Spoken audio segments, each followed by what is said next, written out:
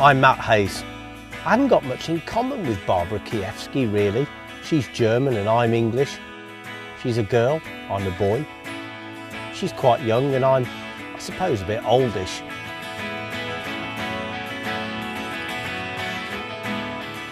But we both share a passion for fishing. And that's why we've decided to go on the ultimate fishing road trip together to Ontario.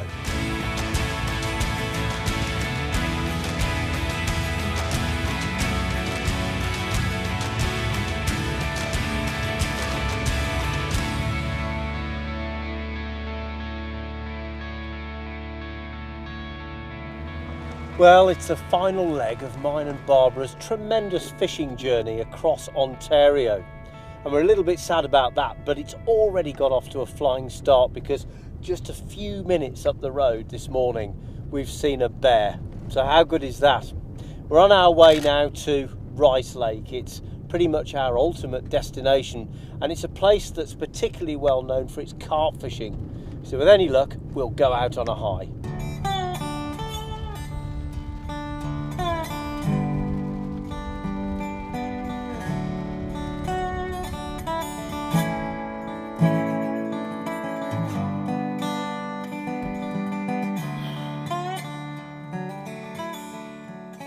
Well, what a drive, and absolutely, drive, yeah, really miserable weather, wasn't it, on the way over? It was pouring with rain, just horrible, but it stopped raining.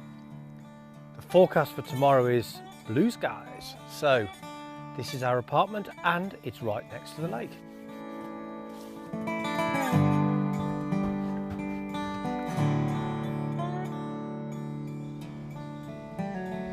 We're fishing here at Elmhurst Resort on Rice Lake, and in fact the Elmhurst family history with Rice Lake goes back a long way. It all began in the year 1818 when King George IV was so delighted with James Elmhurst's role in the Battle of Trafalgar with Napoleon that he gave him 1,000 acres of land, crown land, on Rice Lake itself. And today Rice Lake really is a beautiful resort. The Elmhurst lodges are located just a stone's throw from the water's edge, and in Rice Lake you'll find a tremendous variety of species, including of course the carp that we're fishing for. It really couldn't be more convenient after all of that wilderness fishing that we've had so far.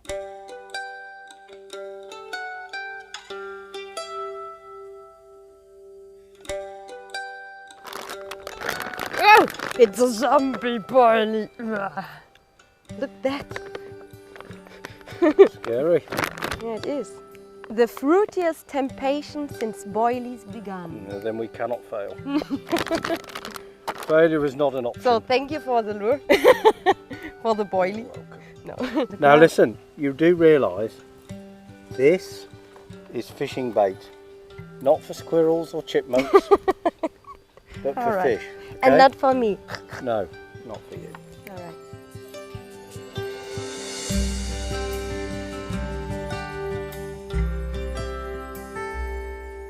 The nice thing about Rice Lake is that it's very conveniently situated if you're on a family holiday and you want some sightseeing thrown in. Toronto's quite nearby, and so too are the magnificent world famous Niagara Falls. Now the thing about the Niagara Falls is that they're actually split into three crests. The well-known American and Horseshoe crests and the lesser known Bridal Veil.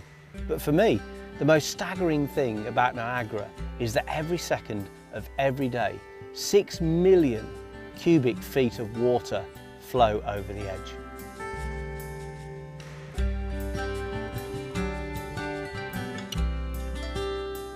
Well, this is Rice Lake and it's a really big sheet of water. It's got a lot of carp in it and I'm pretty optimistic that we're going to catch some fish. But these are fish that just aren't fished for ordinarily. Over here in Canada, carp are not regarded as one of the premier sport fish, so they're pretty much left to their own devices.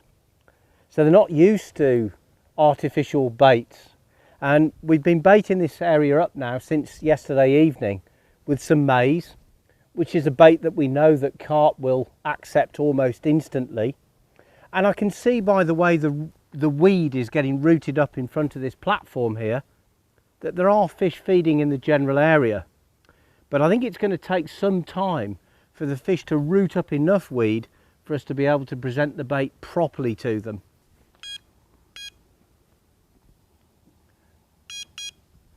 Well, we've brought with us a bit of the modern gadgetry. These electronic bite alarms will bleep if a fish picks up the bait and runs away with it. They're also very useful to tell me if there are carp in the area. I'm fishing deliberately in a way that if carp begin to root up the weed in front of me, they'll probably swim through the line and they'll cause the alarm to bleep like that. If I get a take, the alarm will make an altogether different noise, a very loud single tone as the fish screams off with the rig. But it's really useful to me to be able to fish for what we call line bites, and then I'll know that there are fish feeding in the area. Look, I have a small present for the carp. So I put my weight and my hook inside a P4A bag with a little bit corn, so I can be sure that when I cast out that everything falls to the bottom, and I have some corns on my hook bait, and everything's fine. I have no problems with the weed. Out in front of me there's a lot of weed, and there are clear patches in among the pieces of weed which hopefully will become larger as the fish get in and root up some of the bait. They'll actually clear the weed out, but you can see the problem. This thick weed here basically disguises the bait. It just gets lost in these clumps of thick weed. So I'm looking for the sparser patches or the pieces of bottom where the fish have been in and rooted up all the weed in their attempts to get at the maize, so they can actually see my bait. That's the real object of the exercise. So by casting around with my rig, I can feel for the clear patches, and that's very important for me to find some decent clear spots to present the bait on.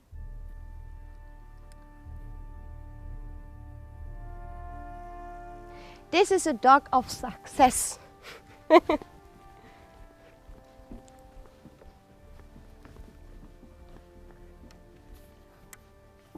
One rod is already inside the water, and now the second one.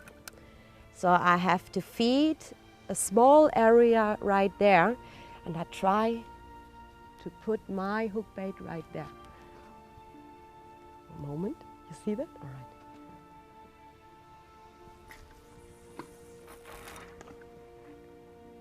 Perfect. I will sit here. Carp fishing is more often than not a waiting game, and that gives your mind time to wonder. Not always a good thing, because the longer you go without getting any action, the more the mind begins to turn. Am I in the wrong place? Are the fish here? Is my bait wrong? Is the presentation wrong? Etc. But I know that there aren't a lot of carp in front of me feeding on this baited area, because if there were, they'd be swimming through my line as they mill around tearing up the weed, and I'd be getting lots of bleeps on these bite alarms that tell me that the fish are there.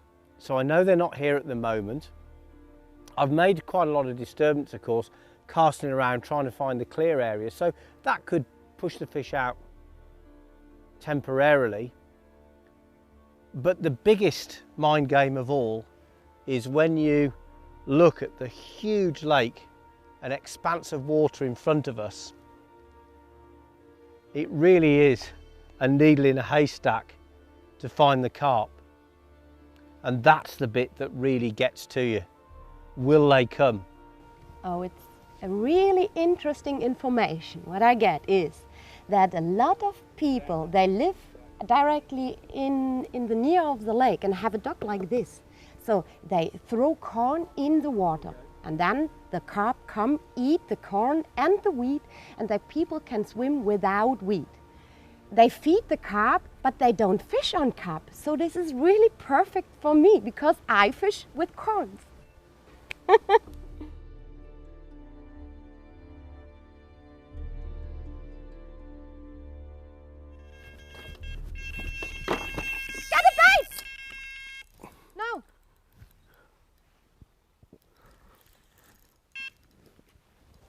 that's my first take. It's on the further out rod, and already I can feel that this fish is in weed, so I've got to try and keep its head up and above this dense weed.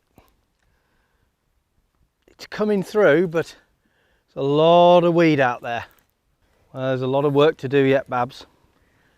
Fish is right in the weed. I've got to keep its head up, try and just bring it in over the top. It's out on the surface at about 30 metres out. Can you see it? Yeah. It's not a very nice way to play fish. It's all brute force and ignorance, but it does work. It doesn't really know what's going on yet because its eyes are covered with weed, so it's confused. That may be to our advantage. Oh, great. Oh, I see. Oh, it's beautiful. It's a beautiful fish. Right. I got it. Woo! Super First good. fish? Yeah, absolute. So hold the net. I will. I make ready the... It's not a huge one, but it's our It is first a Ontario carp. Absolute. What happens is when the fish's eyes get covered in weed, they're very disorientated, and it did me a favour. It didn't actually fight that much, so I was able to bring it in through that heavy weed. So that's a result. Have a look at the first carp. Yes. Oh, it's a beauty. It's a very nicely coloured fish. Oh, wow. Look at that. Oh, wow. It looks Almost so like a wild carp. golden. Yeah. Oh, great. Not very well hooked, but there it is. Oh, wow. It's amazing. Yeah. That's our first Ontario carp. Very different to the carp that we catch in Europe, which rely heavily on anglers' baits. They tend to be much heavier, deeper fish. This is a long, lean fighting machine. A wild fish that lives in a very sunny place, and you can tell that by the colours of the carp. It's almost pewter and mahogany. This is an interesting thing, Babs. Look at this. It looks like it's actually got a herpes. huge tumour on its lip there.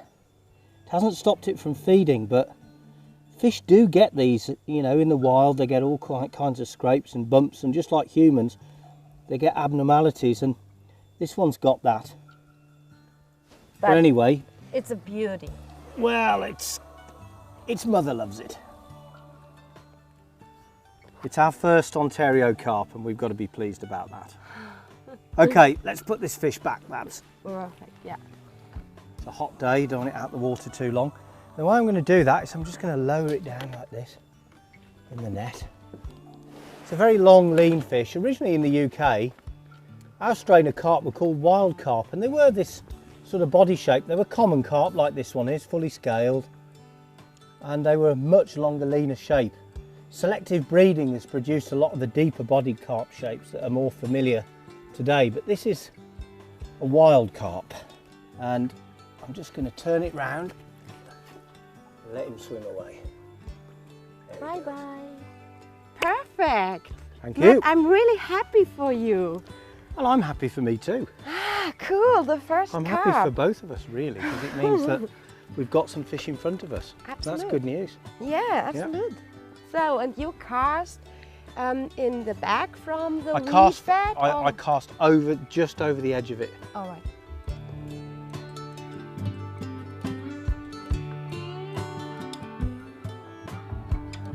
Well, I explained to you that carp fishing is all about trapping, and this is just one of the gadgets that we use back at home. The ledger weight, the hook and the bait are actually contained in this bag of maize, but the bag is made from PVA, and basically it's a substance that's used originally in surgical procedures. Liquids won't melt it, oil-based liquids won't, but water does. So what actually happens is when this hits the water, it sinks slowly, the PVA bag dissolves into nothing, and my hook bait is sitting among a nice pile of maize. And my tactic there was to cast this bag just over the edge of the weed into a clearer area, and the fish just came rooting along, saw a nice little pile of maize and hoovered up my bait. That was the winning tactic. Right, I've got the PVA bag ready to cast, and I've also got here a bucket of maize, and I figure that any fish that have been feeding in this weedy area that are located a little bit further out will now know what maize is. They'll realise it's an edible food source. So if I put one of these little piles of bait out there on its own, the chances are that a carp that's swimming around looking for a bit of food will see this and just take it. I don't need to bait heavily around this arrangement. So what I'm going to do is I'm going to cast this out a little bit further, and then with the catapult I'm going to flick out some loose grains of maize and scatter them around that area so that the fish get used to browsing around and picking up odd little bits of maize.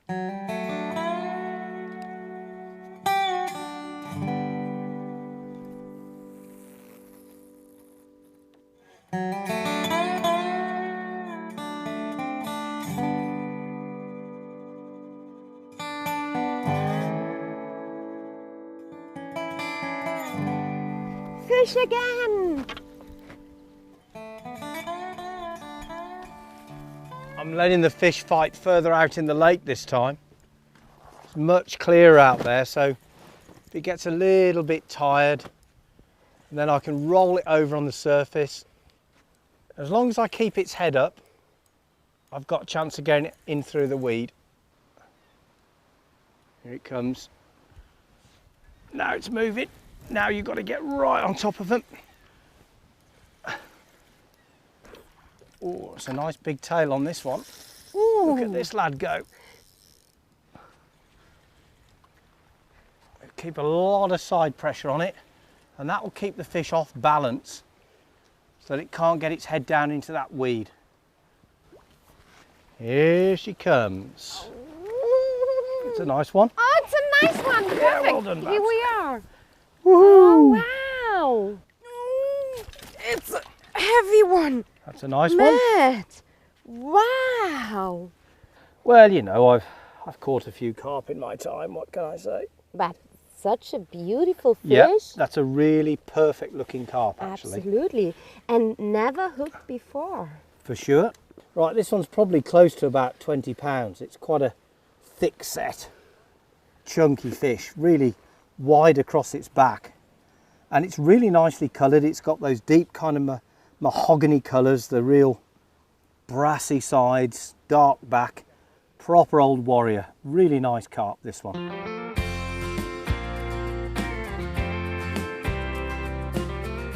Okay, I don't catch a carp until yet, and I must change something. So I organized a boat and paddle out, try to find a place without weed. I set there a marker in the water and I feed a little bit directly on this place. And then I paddle back and cast directly to the marker, and then I have my hook lure on the feeding ground. So, this is the place where I fish now.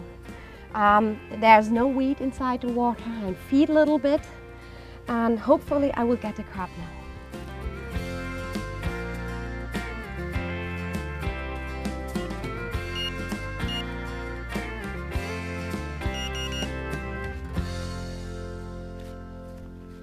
Fish on, fish on!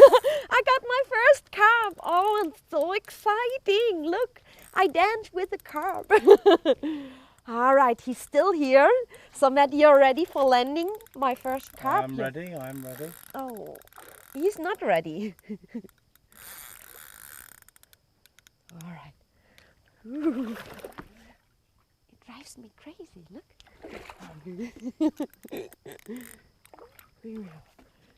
Whoop. Yoo-hoo! Yuppie! Well done, Babs. I feel very, very happy. Oh, thank you. Your boating tactic worked. Oh, look at that. All right. It's not a big one, but it is a beauty. Look, this beautiful fish. Oh, I'm really happy now. This is my first carp here from Ontario Rice Lake.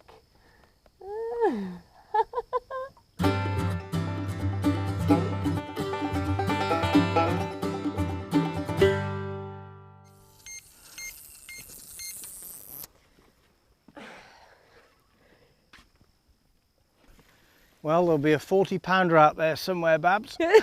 This isn't it, by the way. It's a nice carp, that one.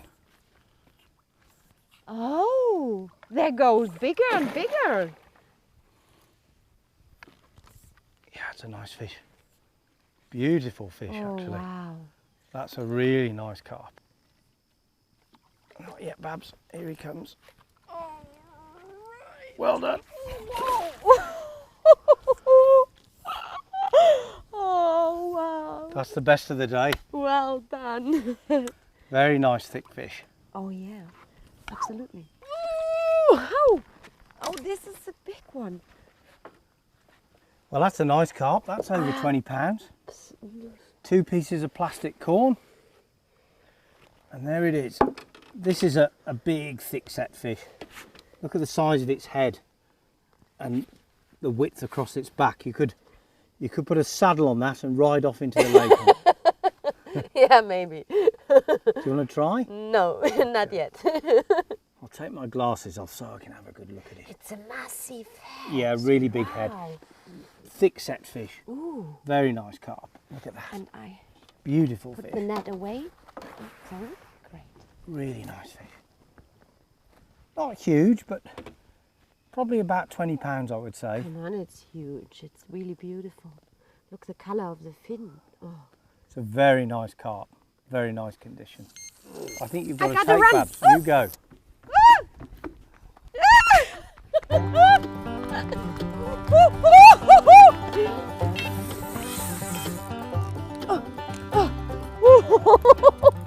So, 1 minute before Matt catch a fish, and now this is my time. Oh, it's amazing. The fish is now in the weed, and I feel, I hope he's not away.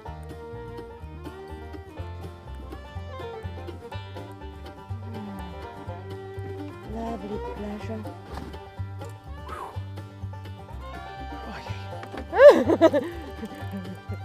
It's all going on.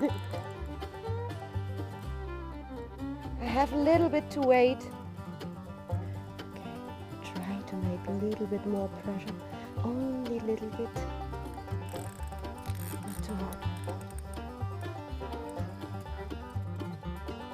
Oh, I go really crazy. All right, let's wait. Ooh.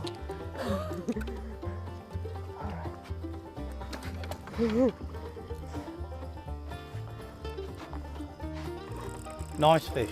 Oh.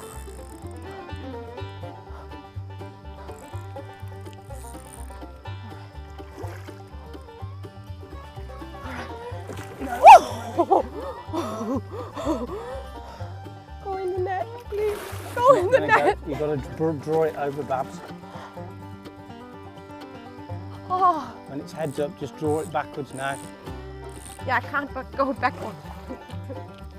Because the duck is ending now. Let. Got it. Oh. Oh. So glad that Oh, didn't come off. my God. Oh. Thank the Lord for that. Oh. Wait, can you change that? Wow. Whoa. Here we go. Oh. Now that's a proper one. Oh, that's a proper. What a fish. What a... Oh. So. Oh. What a dance with a fish. Look, this beautiful. The color are perfect. Gold and brown and oh. Yeah, thank you. Very quick. Oh, come on, my fishy. That's it. Oh. Woo. Come on, this side is the entry. No. Wait. Oh wow, it was emotional roller coaster. Up and down, up and down. Thanks, Matt. That you share this moment with me. Well done. At last. Good end to the day.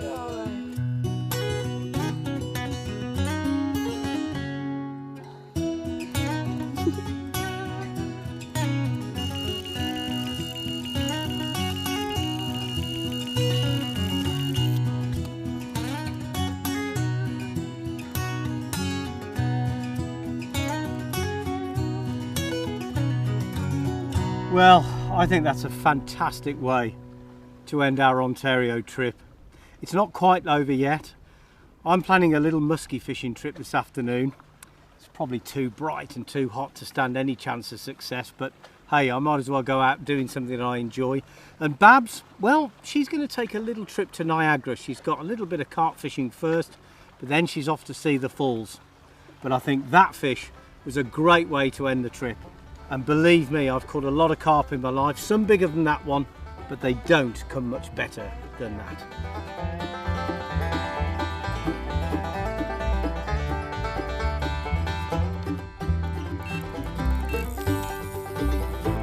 Wow, now it's running really good. All the carps, all the rod makes beep, beep, beep, beep. And look at that, beautiful.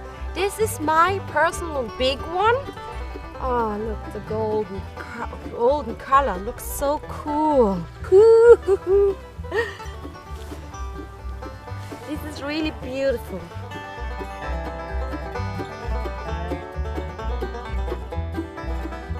Well, this is the adventure that I was talking about. I'm out in a secret place now.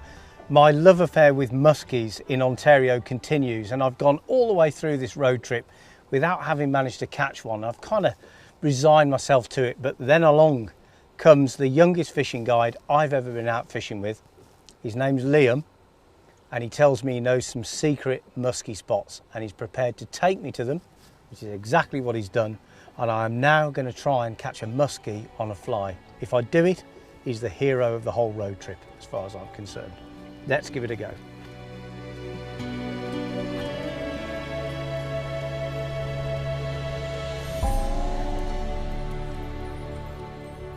So what other species are in here, Liam? Are there pike in here as well? Or? No, pike generally are in the deeper lakes, mainly deep rocky lakes. And the two species don't actually coincide except for in the main Great Lakes, such as Lake Ontario or Lake Erie. But the two main species in here would probably be muskie and bass, but there are other many bait fish like perch or minnows, such as chub minnows.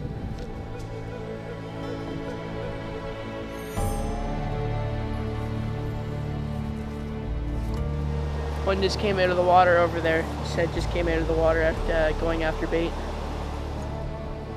Out there? Yep.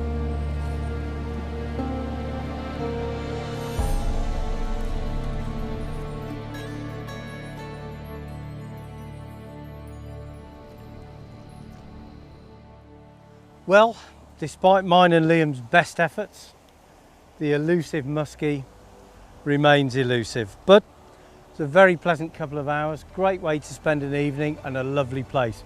And one thing's for sure, I'll be back to Ontario and I will get that muskie one day.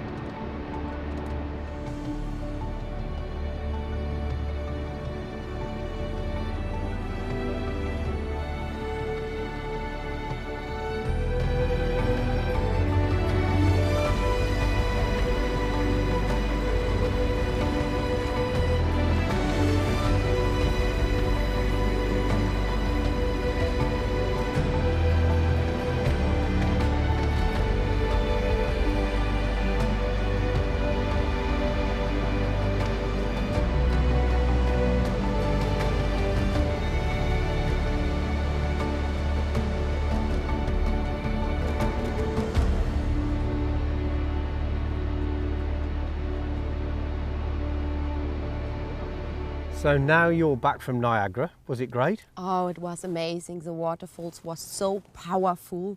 It's a great moment. Yeah, well, unfortunately, our adventure is almost at an end. And I don't know. It's great to be going home, but I'm really sad. We've had a great time, and of course it all started back at the legendary Lake of the Woods. Oh yeah, I remember the Lake of the Woods. Huge lake. Absolute. And it was a place that actually I've been really obsessed with since I was a kid, so it was great to go there. But you caught a nice pike. I caught a nice pike.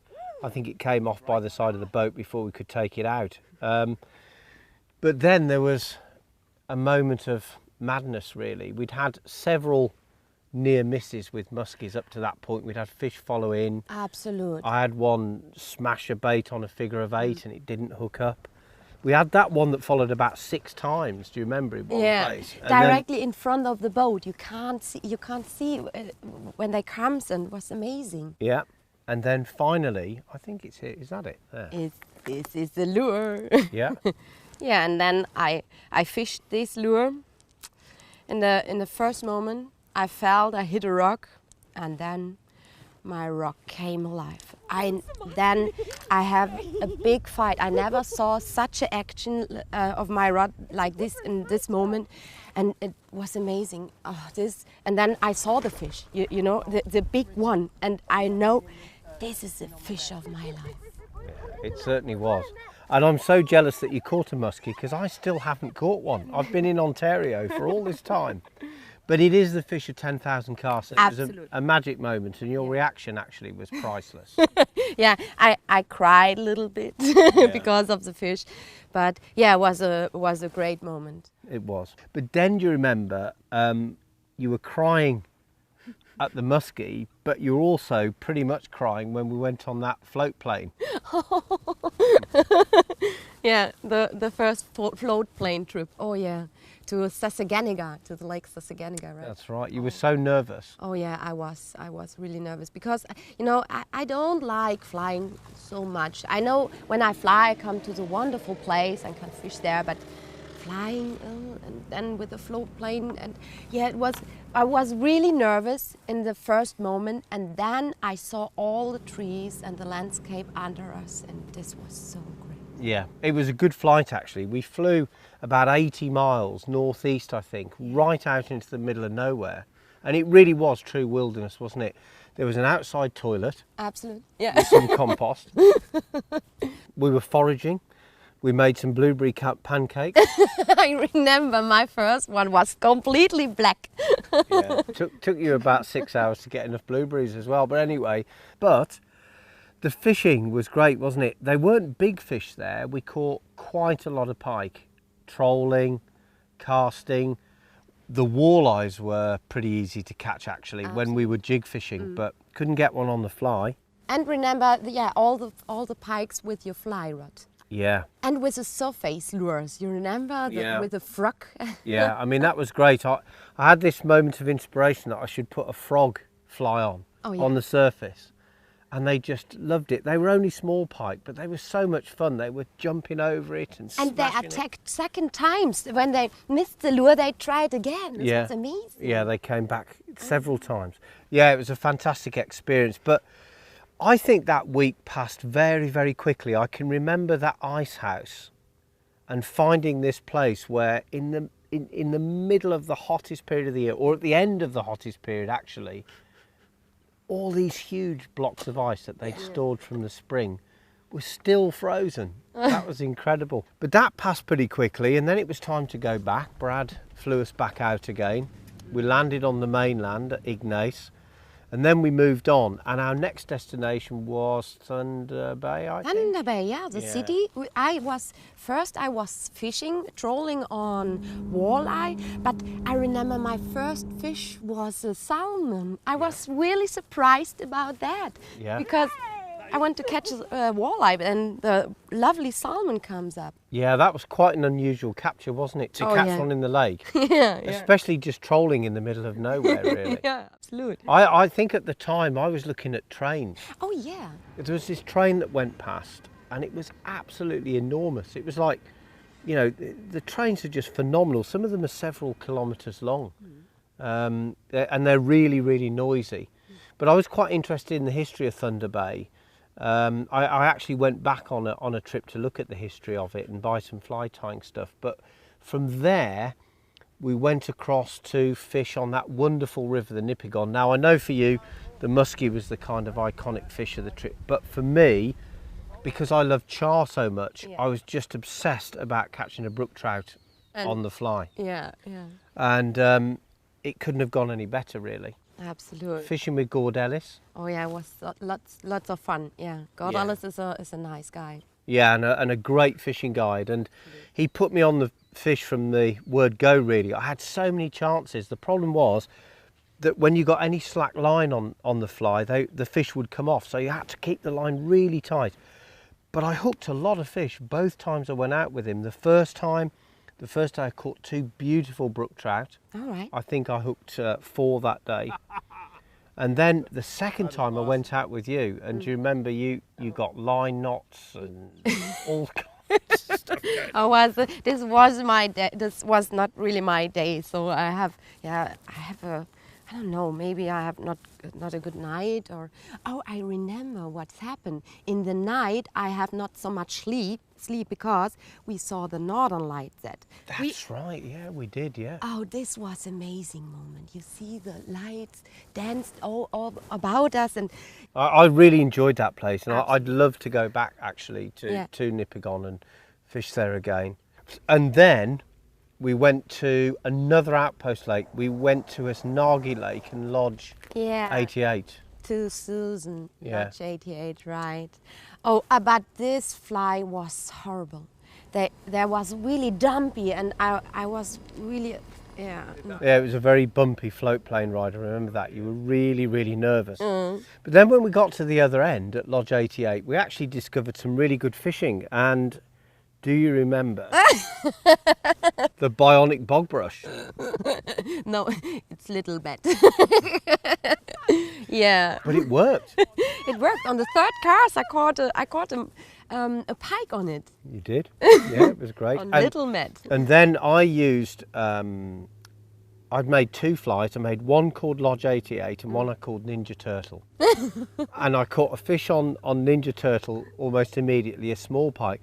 But then the fish I got on the Lodge 88 fly was a really nice pike, and it took the fly near the surface and absolutely hammered it. And it was a really nice, good double figure pike, a nice solid fish. I remember. So our homemade creations worked. But you know, the best thing about that place for me was going out one evening with a frog popper on the fly rod, and we managed to capture just this wonderful moment of a pike taking the popper on a slow motion camera, and that is just an incredible shot. You see the pike bow wave in from the side, open its jaws and just eat the popper, and we spent quite a long time trying to get that moment on film. And when it finally came off, well, it was as if we'd caught a 40-pounder. We were so, you know, happy about it. Crazy. So really happy memories about Lodge 88 too. So next up was Sault Ste. Marie. Sault Ste. Marie, completely different because we wasn't really in the wilderness. This was a city. This was urban fishing. Yeah. But the conditions was really bad for the salmon fishing. I remember. Yeah, we were unlucky there. I mean, the first, we went to the Agua River first. That was absolutely bone low. Hadn't got enough water. Beautiful river. Absolutely, yeah. Absolutely pointless fishing it. Then we went into the city and we were fishing on the rapids. Now, ordinarily, I've seen pictures of those rapids when they're at the normal height. And it's wonderful place to catch salmon. You catch lots of salmon, lots of steelhead. It's a great place to fish. But unfortunately, some kind person at the hydroelectric plant had decided to open all of the gates from the dams and raise the water level by several feet. So in fact, what we were faced with was a massive, raging, rapid, boulder-strewn whitewater run. And so we were forced to make the best of a bad job with the worst possible salmon fishing weather too, really hot weather. So to break the monotony, I don't know whether you remember those pictographs, Machu Picchu and the wonderful shoreline at Lake Superior where there were all these Aboriginal paintings. So That was a fantastic scene, I thought. Absolute, and the clear water in front of that painting was amazing. Yeah. But then we had to fish. I say had to fish because we wanted to catch fish, but the conditions were just so difficult. And I had an opportunity to go out in the boat with Brad. Mm-hmm. And I thought about that, but it doesn't sit that well with me. I don't like trolling. I like to cast from the shore, you know. That's just me. And I thought, no, I'm going to do it from the shore. I'd probably go for the pink salmon, but I knew it required total concentration to get them on a fly. It was boiling hot. I was just drinking water and water and focusing. The fly fishing was really short range, but actually it was very technical and quite difficult because you're using weighted flies and literally trying to put the fly into the fish's mouth and then spot the bite. So it was some of the most difficult fishing I've done, not the nicest, but some of the most difficult. And I actually caught a couple of pink salmon, which was good going. Absolute, yeah. And it was lots of fun to catch them. It was a lot of fun, and I've got to say that, you know, we were helped a lot by Lindsay out there, and she was fantastic. Absolutely. The lady from a lovely girl, yeah. And then we went to the power. Yeah, at first this was an amazing moment. It was very interesting. I never saw an event like that. It was interesting. Yeah, I ended up dancing. I always do. I said, I'm not going to dance. I'll make sure they don't pick on me. But I was like the donkey in Shrek. Pick me, pick me. And they did. And I remember how you danced like a robot. Thank you. Yes. We'll skate over that. This amused me a lot. Yes, I know. Thank you. I always end up doing it. But what a great event. I found it very kind of spiritual, actually. Yeah. I really liked the philosophy of the First Nation people. We met with Dean Sayers first, the chief. I really enjoyed the whole event, going into the teepee and getting smudged, which is where, you know, you kind of look into the fire and you make a wish and then you get smudged, which is, you know, a cleansing process. Yeah. I thought it was absolutely great, really boiling hot. Anyway, where did we go after Sault Ste. Marie? It's not long ago, come on, yeah, Babs. we was on the French River. Correct. Yeah, right. The French River runs to the Lake Nipissing? Yeah, right. I remember. Yeah. Great place, actually. Yeah. Really beautiful, well-run lodge. And this was my part. I love bass fishing, and there are a lot of bass. We did. And a lot of fun. Yeah, we did. We caught them on all sorts of methods. We caught them on the kind of traditional plastic worm. Yeah. And crankbaits and soft baits. And did you hook something on the fly? Oh, yes. yeah. I caught a lot of bass on fly. Oh, yeah, I remember. Oh, this was... I didn't get any smallmouth. I caught a smallmouth back on Lake of the Woods on fly, but I caught quite a few largemouth. And the nice thing was, when we used those frog poppers, so I used a frog popper fly, and you used a frog popper on the spinning rod, and they attacked both with complete abandon. They absolutely hammered them. Yeah, I mean, it was the best method. Yeah, absolutely. And I caught a big pike on it. Yeah. This was great. Yeah, I caught some pike on them too. And in the end, they ate both of my flies. Oh, yeah. Yeah, the pike. But anyway, so I haven't got them anymore. They're gone. But that was really great sport, and I enjoyed very much that place. I did actually have a musky day there, but you know the result of that. Yeah, I'm so sorry. Me and muskies just, you know, don't go together. But anyway, so after that, we came here, and I mean, let's be honest, you know, it's been the most convenient fishing here at Rice Lake. We've been at the Elmhurst Resort, right next to the water. Absolutely. Couldn't be more convenient. So we've been taking it pretty easy. But the fishing's been good. Absolutely. Some really nice carp, capped off by an absolute whacker, and doesn't get any better. But now, it's time to go. No, yeah, it's time to go. I'm afraid it's time to go. Crazy. I've really enjoyed it. Absolutely. It's been great. Yeah. Enjoyed your company. Oh, and thank you so much. Well done on all your achievements. It was a honor to work with you, to fish with you. A honor or a honor? A honor. A honor. An honor. It's an honor. You are a really good fisherman. I'm really sad that you don't caught a muskie, but now you have a reason to come back. I do. I do. And I will. Remember what I said. Sometimes you are the duck, and sometimes you are the tree. Sometimes you're the duck. Dog. Sometimes. You mean the dog? Dog. Oh, I see. Sometimes you're the dog and sometimes you're the tree. Well, actually, you can't end on a better saying than that, can you? Makes total sense to me. Good night.